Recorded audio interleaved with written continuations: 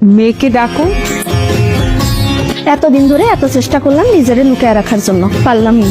আপনাদের জন্য বের হয়ে আসতেই হইল। হতাশ, খুবই হতাশ। মা, মেয়েগুলো কি বলে?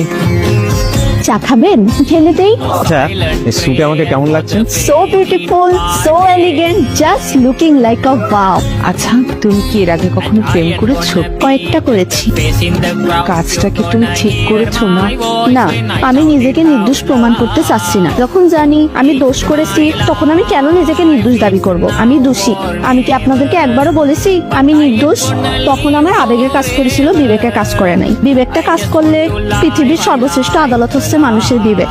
তখন যদি আমার বিবেকটাই কাজ করতো, তাহলে আমি এত বড় ফাঁকের মধ্যে জড়িয়ে যেতাম না। তুমি লেখাপড়া কি করেছো? জি, প্রাইভেট ইউনিভার্সিটিতে। ভাগ্যিস আমার বাবা মার অঢেল টাকা ছিল না, তাহলে আমাকেও অনেক টাকা দিয়ে প্রাইভেট